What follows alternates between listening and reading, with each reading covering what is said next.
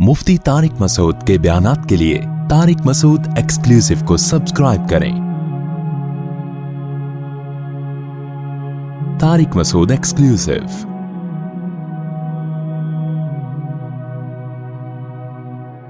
तो अल्लाह के नबी ने क्या फरमाया भाई, बहुत अहम हदीस है, याद रखो। काश ये समझ में आ जाए, काश ये समझ में आ जाए। फरमाया मन कानतिल आखिरतु हम्महु, सारी फिक्रें जिसने खत्म कर दी ना। फिक्रें खत्म करने का मतलब ये नहीं कि दुनिया की मेहनत खत्म कर दी।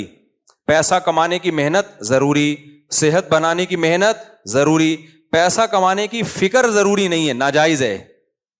टेंशन लेना नाजायज है, क्यों नहीं आ रहा, इतनी मेहनत कर रहा हूं आ क्यों नहीं रहा, ये मेहनत थोड़ी है, ये क्या है, टेंशन। भाई आपका काम था मशवरे लेके बिजनेस शुरू करना, जॉब करना, आपने कर ली। आपका काम था बच्चे को पढ़ाना, आपने चॉइस किया कि यार कंप्यूटर साइंस पढ़ाता हूं बच्चे को या चार्टर्ड अकाउंटेंट बनाता हूं, पूरे ट्यूटर लगा दिया, फिर भी नहीं पढ़ रहा, टेंशन, अबे ये क्या करेगा मुस्तकबिल में। भाई कोई बात नहीं, आपका जो काम था आपने पूरा कर लिया, अब आपने इसकी टेंशन बोलो नहीं। टेंशन सिर्फ एक ही रखनी है, समझ रहे हो, वो क्या है, आखिरत में क्या होगा मेरा। तो नबी ने खुशखबरी सुनाई, जिसने एक टेंशन रखी ना कि आखिरत, काम तो सारे करने हैं दुनिया के, टेंशन सिर्फ एक, तो आप सल्लल्लाहु अलैहि वसल्लम ने फरमाया उसको दुनिया में ये इनाम मिलता है कि मन कानतिल आखिरतु जअलल्लाहु गिनाहु फी क़ल्बी। सबसे पहला इनाम ये मिलता है, बहुत अहम हदीस है, कई बार मैं इस पे बयान कर चुका हूं। सबसे पहला इनाम पता है क्या मिलता है, जअलल्लाहु गिनाहु फी क़ल्बी, दिल मालदार हो जाता है उसका। मालदार आदमी को गरीब की धमकियों से डर लगता है, बोलो, गरीब उसकी बेइज्जती करे तो मालदार अपनी बेइज्जती महसूस करता है, कहता है भाई क्यों, क्या है तेरी, क्या, जैसे बनियान सूंघने वाले मेरे खिलाफ फतवा दें तो मुझे खुशी होती है, मैं कहता इससे थोड़ी सी इज्जत हमारी और ज्यादा अल्हम्दुलिल्लाह बढ़ जाएगी। तो हाँ, अपने जैसे आदमी से जब इंसान का मुकाबला होता है ना, तो उसकी तारीफ को वैल्यू भी देता है और उसकी तौहीन को भी वैल्यू देता है। तो नबी सल्लल्लाहु अलैहि वसल्लम ने फरमाया, जिसने एक फिक्र बना ली ना अपनी, सबसे पहला इनाम जअलल्लाहु गिनाहु फी क़ल्बी, दिल मालदार हो जाएगा। बेशक फटे पुराने कपड़े पहने हो, पैसा ना हो, रहेगा ऐसे जैसे डिफेंस के सारे बंगले इसी बहरिया टाउन इसी ने बनाया है, स्टाइल ये होगा जिंदगी गुजारने का। और खुदा की कसम हमने देखा है अपनी आंखों से। सबसे पहले तो हमने अपने शेख को देखा था, फिर और हमने उलमा को, और बहुत सारे उलमा के अलावा भी बहुत सारे लोगों को देखा, जेब में धेला नहीं है, खाने की रोटी नहीं है, रहते ऐसे जैसे अभी रियाज मलिक से मिलके आ रहे हैं। क्या नाम है, मलिक रियाज है, रियाज मलिक रियाज, नाम हमेशा मैं उल्टा सीधा कर देता हूं गलती से। मलिक रियाज से मिलके आ रहे हैं और अभी इनकी बहुत बड़ी डीलिंग हुई है। हमारे हज़रत फरमाते हैं कि जब दारुल कराची में पढ़ाया करता था तो मेरी तनख्वाह से ज्यादा बैल की तनख्वाह थी। वहां खेत भी था ना, हल चलाने के लिए बैल पे ज्यादा खर्चा होता था, शेखुल हदीस की तनख्वाह कम थी, सब बेचारों वसाइल कम थे मदरसे के पास। तो फरमाते मैं रहता ऐसे था, अंडा खाने के पैसे नहीं थे, नाश्ते में अंडा खाने के पैसे नहीं थे। कहते हैं साल में एक दफा लाहौर का सफर होता था अपने शेख की जियारत के लिए, क्योंकि हम लोग के यहाँ बुजुर्ग होते हैं अल्हम्दुलिल्लाह। जिनके यहाँ बुजुर्ग होते ही नहीं है वो तो फिर ज़ियारत व्यारत होती नहीं है। लेकिन वो वाले बुजुर्ग हम लोग के यहाँ नहीं होते कि जो चांद पे भी कदम रख रहे हैं। और भी कुछ दो तीन रिपोर्टें आई हैं अभी, और भी आई हैं। इतनी कब्र में फरिश्ते ने धोबी से पूछ लिया था कि तुम्हारा रब कौन है, तो धोबी ने फरिश्ते की वाट लगा दी थी। कुछ इस तरह की रिपोर्टें भी आई हैं। कब्र में फरिश्ते ने धोबी से पूछा मन रब्बू का, धोबी ने रख के लगा दिया। उसको बोला भाई मैं किसका धोबी हूं, कुछ इस तरह का चमाट लगाया या कुछ, बहरहाल रिपोर्ट है। तो ये वाला नहीं। शेख अब्दुल कादिर गिलानी रहमतुल्लाह अलैह बहुत बड़े बुजुर्ग थे, याद रखो, लेकिन उनके खाते में जो चीजें डाली हुई हैं वो भी हैरान होंगे, यार ये तो मैंने किया ही नहीं। बाज बड़े अल्लाह वाले लोग गुजरे हैं तो खामखा में उनके खाते में लोगों ने चीजें डाली हुई हैं। खैर, तो लेकिन हम लोग के यहां भी बुजुर्ग होते हैं अल्हम्दुलिल्लाह। तो हमारे शेख साल में एक दफा सफर करते थे ट्रेन से, तो ट्रेन के पैसे बचाने के लिए ना पूरे साल अपनी तनख्वाह से जोड़ जोड़ के पैसे जमा करते थे, फिर ट्रेन का टिकट निकलता था। नहीं आई समझ में बात। इतनी कुर्बानी के बाद जो अपने शेख की और बुजुर्ग की जियारत करेगा تو اس کی برکتیں بھی حاصل ہوں گی کہ نہیں ہوں گی؟ تو برکتیں بھی حاصل ہوتی ہیں اس کی. تو فرماتے ہیں لیکن رہتا میں ایسے تھا کہ لوگ مجھ سے قرضہ مانگنے کے لیے آتے تھے. آج اتنا پیسہ ہوتا ہے لیکن آپ دیکھو سب مدرسوں کے محتمم کی بات میں نہیں کرتا, سارے برے نہیں ہوتے لیکن کچھ برے بھی ہوتے ہیں. بعض لوگ مدرسے بناتے ہیں, ادھر بعض لوگ ٹرسٹ بھی ایسے ہی کرتے ہیں, ٹرسٹ بناتے ہیں, اربوں خربوں روپے کرپشن کر کے جمع کر رہے ہیں, کپڑے ایسے پہن کے گھومیں گے, آدمی کہتا ہے سب سے پہلے تو اس کو زکات دو. یار تم سوٹ ٹائی پہن لو, کوئی اچھے کپڑے پہن لو, یہ شو کرنے کے لیے کہ ہمارے پاس تو بالکل ہم تو سادہ ہیں, ہم تو غریبوں کی یعنی ویلفیئر میں مرے جا رہے ہیں. اتنا کیوں مر رہے ہو؟ کپڑے صحیح پہن لو بھائی. نہیں آئی میرا خیال ہے بات سمجھے بھائی. نارمل جیسے تمہیں اللہ نے سارے رہتے ہیں, کیوں ایسا غریب بن رہے ہو؟ میرے کپڑے بھی میلے ہو رہے ہیں, ٹائم نہیں ملا مجھے بدلنے کا. یہ مطلب نہیں ہے کہ آپ مجھے زکات دیں. میرے استری ہوئے کپڑے لٹکے ہوئے, آج مہمان آ گئے تھے تو ٹائم نہیں ملا مجھے. اللہ نے دیا ہوتا ہے. یہ کام زیادہ تر وہ لوگ کرتے ہیں جو 2 نمبر قسم کے محتمم اور ٹرسٹ چلانے والے لوگ ہوتے ہیں. 2 نمبر محتمم کی بات کر رہا ہوں, وہ ہمیشہ ایسے رہے گا جیسے پتہ نہیں کیا ہے اس کے, لیکن اوپر گاؤں میں زمینیں بنا رہا ہوگا, ادھر زمینیں بنا رہا ہوگا. اور جب بھی گھر جا کے دیکھو گے, ایسے مولویوں کو بھی میں جانتا ہوں, چندہ لے لے کے اتنی پراپرٹی بنا دی, جب ان کے گھر جاؤ آدمی کہتا ہے تھوڑے سے مجھ سے بھی پیسے لے لے یار تو. یہ استغنا نہیں ہے, یہ کیا ہے؟ بھکاری پن ہے, بھکاری پن. اپنا گیٹ اپ ایسا بنا کے رکھو لوگ سمجھیں پیٹ بھرا ہوا ہے, کھاتے پیتی فیملی سے اس کا تعلق ہے. بے شک گھر میں آٹا نہ ہو, صبح راشن کے پیسے نہ ہو.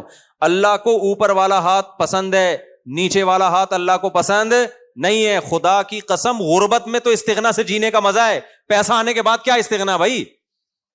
نہیں ہے میرا خیال ہے بات. جب پیسہ آ گیا تو وہ آ گیا نا. اصل مزہ یہ جیب میں دھیلا ہو, دھیلا بھی نہ ہو. وہی دکان پکوڑوں کی باتیں کیا ہو, کروڑوں کی. یہ مثال نیگیٹو میں بھی دی جا سکتی ہے, پازیٹو میں بھی دی جا سکتی ہے. ہمیشہ دکان جیسی بھی ہو, باتیں کس کی کیا کرو؟ کروڑوں کی کیا کرو. بولا کرو میں 4 کروں گا انشاءاللہ, چاہے بیلنس نہ ہو. آتے ہیں نا میرے پاس بہت باریک باریک کہ 4 کروں گا, میں کہتا ہوں تمہارے پاس بیلنس نہیں ہے بھائی, تم نہیں کر سکتے, لیکن جذبہ بہرحال اچھا ہے. تو جعل اللہ غناہ فی قلبی, جو آخرت کو فکر بنائے گا سب سے پہلے اللہ اس کو انعام دے گا, اس کے دل کو مالدار کر دے گا. اس کو اپنے اندر سے محسوس ہوگا کہ میں دنیا کا سب سے بڑا سیٹھ ہوں. یار یہ محسوس ہونا کم نعمت ہے بھائی. اور جو دنیا کے پیچھے بھاگے گا نا, کتنا ہی بڑا سیٹھ ہو, دل سے اللہ اس کو کیا بنا دیں گے؟ غریب. میں نے دیکھے ایسے کروڑ پتی لچڑ, کروڑ پتی ہیں مگر ایسے لچڑ ہیں, اتنے لچڑ ہیں. بھائی مر جائے گا نا, اس کے یتیم بچے کو خود نہیں پالیں گے, عیدی سینٹر میں جمع کرا دیں گے جا کے. ابے پال لے یار, تیرے بھائی کی اولاد ہے, سگا بھائی تھا تیرا, مر گیا. یتیم کے سر پہ جتنا ہاتھ رکھو نا, جتنے بال آتے ہیں اتنی نیکیاں ملتی ہیں. نبی نے فرمایا میں اور یتیم کی کفالت کرنے والا جنت میں ایسے. ابے تجھے تو جنت کمانے کا موقع ملا ہے. نہیں بھائی, غربت, مہنگائی, ایکچولی آج کل گزارا کہاں ہوتا ہے, بجلی کا بل, گیس کا بل. ادھر ہمارے نبی صلی اللہ علیہ وسلم کا دل کا غنا, گھر میں راشن نہیں ہے, کھانا نہیں ہے, 40 دن کھجوروں پہ گزارا ہو رہا ہے, لیکن ایک بیوہ خاتون سے شادی بھی کر رہے ہیں, ام سلمہ سے, اور ان کے بچوں کو بھی گود لے کے پال رہے ہیں. چلو بھائی, جو پکتا ہے نا 2-4 کھجوریں ہیں تو اس میں یہ بھی شریک ہو جائیں گے. نہیں آئی میرا خیال ہے بات. حضرت ام سلمہ رضی اللہ تعالیٰ عنہ بیوہ ہو گئیں, نبی نے ان کو نکاح کا پیغام بھیجا. تو حضرت ام سلمہ نے فرمایا یا رسول اللہ, میری تو عمر بھی زیادہ ہے اور میرے بچے بھی ہیں, میں کیسے شادی کر سکتی ہوں؟ کیونکہ یہی تصور تھا کہ بھئی شادی کروں گی تو بچے چھوڑنے پڑیں گے. آپ نے فرمایا اما انا فاسن من, اگر تمہاری عمر زیادہ ہے تو میری تو عمر تم سے بھی زیادہ ہے, اور رہا بچوں کا مسئلہ تو وہ بھی لے آؤ. نہیں آئی بات. یار پولیس بلانی پڑے گی ورنہ یہ باتیں سمجھ میں نہیں آئیں گی. اگر عمل کی نیت سے سن رہے ہوتے نا تو پھر سمجھ میں نہیں آتی. آپ نالج کے لیے سن رہے ہو, اچھا بھائی سیرت کا ایک یہ بھی پہلو ہے, آپ کو عمل کرنا ہی نہیں ہے, اس لیے آپ کو کوئی ٹینشن ہو ہی نہیں رہی ہے. سمجھ رہے ہو کہ ہم نے کون سا کسی یتیم کو پالنا ہے, کسی بیوہ کو بچوں سمیت پالنا ہے. مہنگائی, غربت, گیس کے بل, بجلی کے بل, بھائی جتنی مہنگائی غربت ہو, اللہ تھوڑی معاذ اللہ اپنی مخلوق کو پیدا کر کے بھول گیا ہے. اس دور سے زیادہ تھوڑی مہنگائی ہے جو نبی صلی اللہ علیہ وسلم کے دور میں تھی. اتنی ازواج کو کا خرچہ اٹھا رہے ہیں اور گھر میں 40 دن چولہا نہیں جل رہا, لیکن یہی سوچ کے چلو جیسے باقی چل رہے ہیں 2-3 اور افراد چلیں گے. تبھی میں کہتا ہوں نا باپ سے کہ بیٹا اگر سمجھدار ہے شادی کر دے, بہو آ جائے گی 2 روٹی زیادہ پک جائے گی نا, کیا خیال ہے؟ اس پہ لبرل لوگ بولتے ہیں لو, یہ ہے مولانا لوگ, یہ سمجھتے ہیں کہ بہو صرف 2 روٹی ہی کھائے گی. اصل میں ان کے ہاں یہی کلچر ہے, صرف روٹی ہی ان کی ضرورت ہے, باقی تو کوئی ضرورت ہے ہی نہیں. بھائی روٹی یہ کنایا ہے رزق سے, مقصد صرف 2 روٹی نہیں ہوتی, اس میں رنگ کے ڈبے بھی ہیں, میک اپ کے جو پلستر جو ہوتا ہے اور بچوں کی پیدائش کا خرچہ. روٹی یہ کنایا ہے, یعنی مطلب یہ کہ جہاں اتنے سارے لوگ ہیں تو 2-4 اور ہو جائیں گے, کوئی اتنا بڑا ایشو نہیں ہے, یہ توکل کرو اللہ پہ. تو جعل اللہ غناہ فی قلبی, ہم نے علماء کے دلوں میں خدا کی قسم ہوئی غنا دیکھا ہے, غنا استغنا, کچھ بھی نہیں ہے, دولت آ رہی ہے, صدقہ ہو رہا ہے. میں اپنے شیخ کے واقعات بتاتا ہوں نا, اگر میں ان کے واقعات بتانا شروع کر دوں نا سخاوت کے, اپنے شیخ حضرت مفتی رشید احمد صاحب کے, پھر ان کے انتقال کے بعد جن سے میں دوبارہ بیعت ہوا, انسان دیکھتا ہے لیڈر جو بات کہہ رہا ہے نا اس پہ خود ڈبل عمل کر رہا ہے, تو پھر انسان اس سے متاثر ہوتا ہے. آج چندے کی ترغیبیں بہت دی جاتی ہیں, جو ترغیب دے رہا ہوتا ہے اس کی جیب سے ایک دھیلا بولو نہیں نکلتا. جنت کے ٹکٹ وکٹ ہوتے ہیں, خود خریدنے کی کوشش نہیں کر رہا ہوتا. اس لیے میں کہتا ہوں اپنے بچوں کو جب ترغیب دیا کرو صدقے کی, تو صرف ترغیب نہیں ہے, بچوں کے سامنے صدقہ کر کے دکھایا کرو. باپ چاہتا ہے نا میرے مرنے کے بعد میرے بیٹے میری بیٹیوں کا خیال کریں, چاہتا ہے کہ نہیں چاہتا؟ تو باپ کو چاہیے صرف ترغیبیں نہ دے, اپنی زندگی میں اپنی بہنوں پہ خرچ کرے بیٹوں کے سامنے, اپنی زندگی میں بیٹوں کے سامنے اپنی بہنوں پہ, کہ دیکھو میرے باپ کے مرنے کے بعد میں نے تمہاری پھپھوؤں کو پالا ہے, ان پہ خرچ کیا ہے. پھپھو کا لفظ کتنا ڈینجرس ہے کہ نہیں ہے, پھر بھی میں کھلا رہا ہوں اس کو, صحیح ہے. تو میرے بعد تم نے بھی اپنی بہنوں کا خیال کرنا ہے. دیکھو میرا فلاں بھائی ہے, بے روزگار ہے, وہ کم کماتا ہے, میں اس کو ہدیہ دیتا ہوں, گفٹ دیتا ہوں. یہ بتاؤ بچوں کو, ایسا نہ بتاؤ کہ اس کی انسلٹ ہونا شروع ہو جائے, بچے جا کے بولے تم تو ہمارے باپ کے ٹکڑوں پہ پلے ہو, یہ کون, ہدیہ دے رہا ہوں, گفٹ دے رہا ہوں. دینا چاہیے تاکہ بچوں کو بھی ہو, بڑے کو ہو کہ یار اگر میرا کوئی بھائی جاب لیس ہو گیا تو ہمارے خاندان کی یہ پرمپرا ہے کہ ہم اس کو اکیلا نہیں چھوڑتے. آج پتہ ہے کیا ہو رہا ہے, 1 کروڑ روپے کما رہا ہوگا, دوسرے کے پاس گٹکے کے پیسے بھی نہیں ہوں گے, پوچھتا بھی نہیں ہے وہ بھائی سے آ کے. یہ بہت بری حرکت ہے. اللہ کو تنگ دل لوگ پسند نہیں ہے, اللہ کو اوپر والا ہاتھ پسند ہے. تخلقوا باخلاق اللہ, حدیث میں آتا ہے جو اللہ کی صفات ہیں وہ اپنے اندر پیدا کرو. اللہ کی صفات تو نہیں پیدا ہو سکتی نا ہمارے اندر, مراد اس سے یہ ہے کہ اللہ جواد ہے, خرچ کر کے خوش ہوتا ہے. تو انسان کو بھی کیا چاہیے, خرچ کر کے خوش ہوا کرے. اللہ رحیم ہے, رحم کر کے خوش ہوتا ہے, تو ہمیں بھی کیا چاہیے, مخلوق پہ ہم رحم کھائیں, ترس کھائیں. اللہ کو ظلم پسند نہیں ہے تو ہم بھی ظلم کو پسند نہیں کریں. تو یہ جو جعل اللہ غناہ فی قلبی ہے نا, یہ میں ٹینشن کی بات کر رہا تھا کہ نبی صلی اللہ علیہ وسلم نے فرمایا جو ساری ٹینشنیں ختم کر کے ایک ٹینشن کو اپنے اوپر رکھتا ہے تو اللہ اس کی ساری ٹینشنیں ختم. پہلا انعام کیا ملتا ہے, جعل اللہ غناہ فی قلبہ, جیب میں کچھ بھی نہیں ہوگا لیکن سینہ ایسا چوڑا ہوگا جیسے کوئی بہت بڑا سیٹ, اندر سے اس کو اپنے اندر سیٹ پناہ محسوس ہوگا. صحیح ہے نا, تو اس لیے خوش رہے گا, وہ کہے گا اللہ کا دیا ہمارے پاس بہت کچھ ہے. فرمایا وَجَمَعَ لَهُ شَمْلَهُ, اس کی فکروں کو اللہ سمیٹ دیں گے. اور تیسرا انعام کیا ملے گا, ایسا نہیں ہوگا کہ دنیا نہیں آئے گی اس کے پاس. فرمایا أَتَتْهُ الدُّنْيَا وَهِيَ رَاغِمَةٌ, دنیا آئے گی ناک رگڑتی ہوئی. عزت سے دور بھاگے گا, عزت بھی ملے گی. پیسے سے دور, غلط طریقے سے پیسہ, لالچ والے پیسے سے دور بھاگے گا, لیکن پیسہ اس کے پیچھے پیچھے بھاگے گا, ذلیل ہو کے آئے گا پیسہ.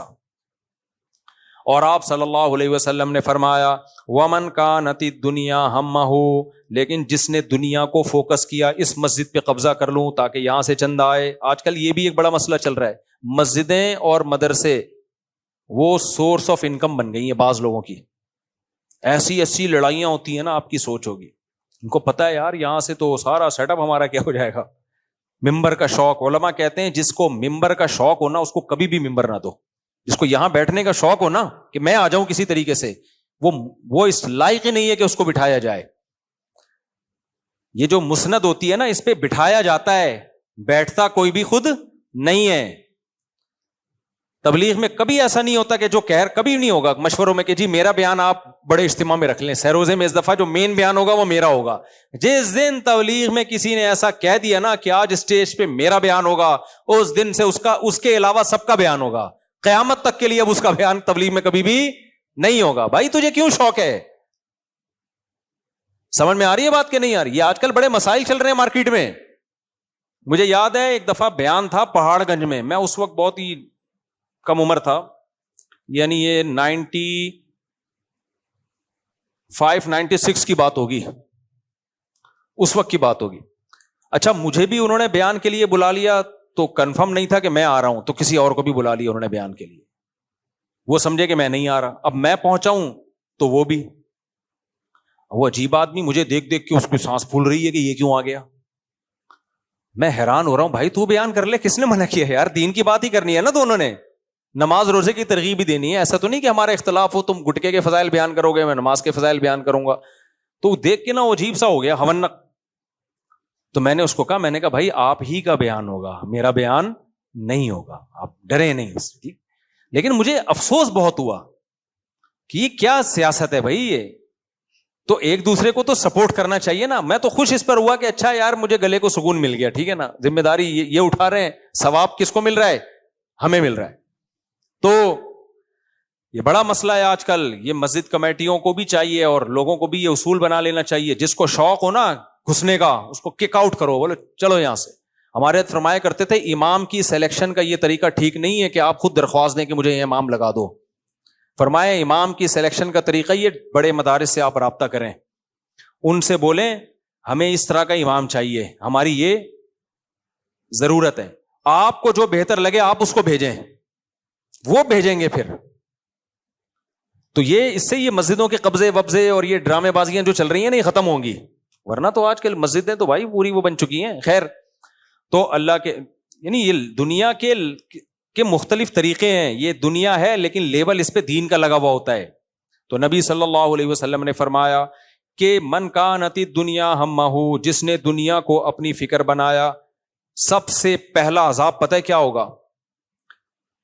جعل اللہ فقرہ بین عینیہ. کیسے خطرناک الفاظ ہیں.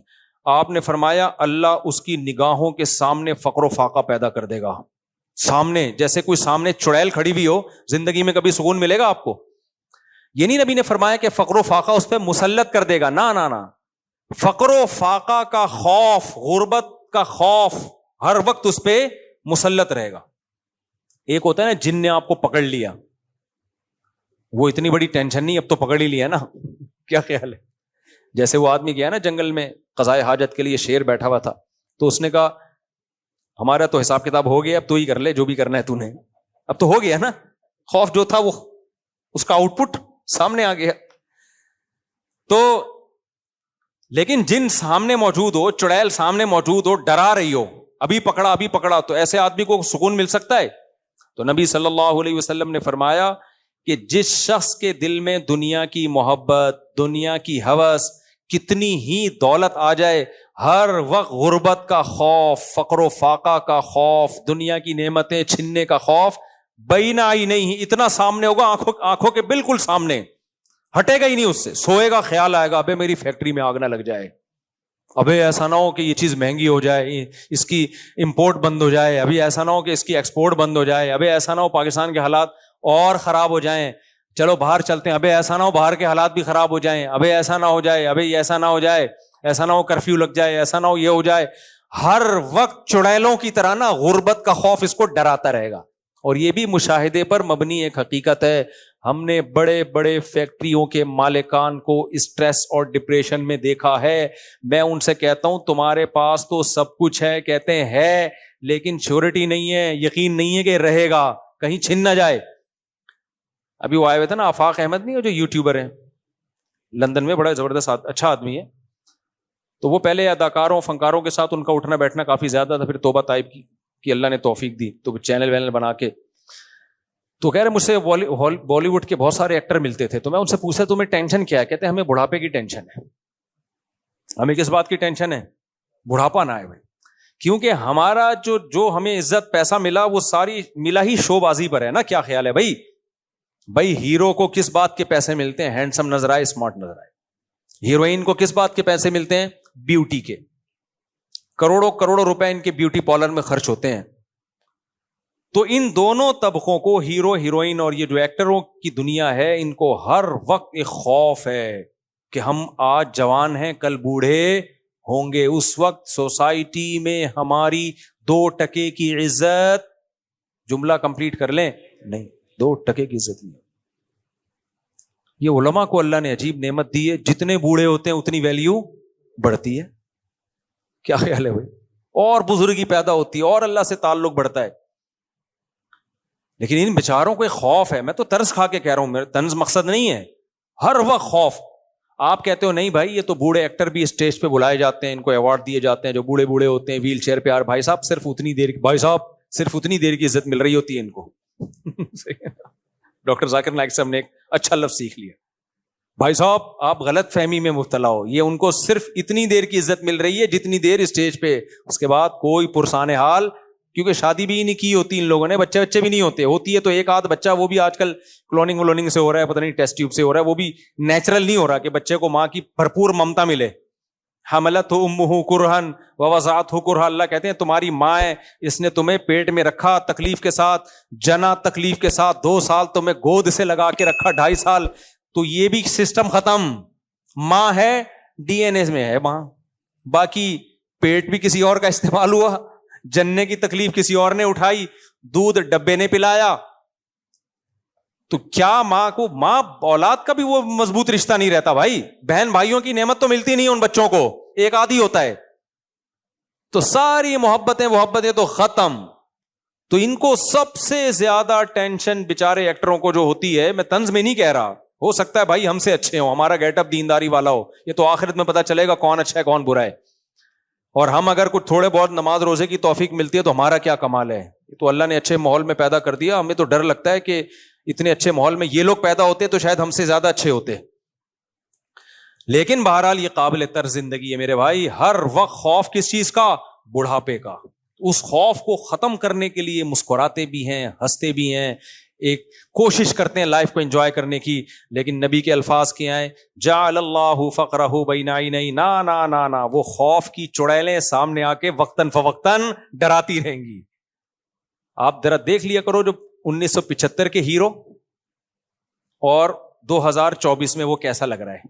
گوگل پہ لکھو 1975 میں کوئی ہیرو تلاش کرو اور دیکھو 2024 میں وہ کیسا لگ رہا ہے, تو آپ کو اندازہ ہو جائے گا کہ اب کیسا لگ رہا ہے. تو ظاہر ہے, تو جب ہمیں پتا ہے تو ہر ایک کو پتا ہوگا نا. یہ تو جس پہ گزرتی ہے وہ نہیں سوچتا ہوگا. تو یہ دنیا بڑی اندھیری ہے. اسی کے لیے شاعر نے کہا ہے, رنگ رلیوں پہ زمانے کی نہ جانا اے دل, یہ خزاں ہے جو بانداز بہار آئی ہے خزاں لیکن اسٹائل اس کا بہاروں والا ہے.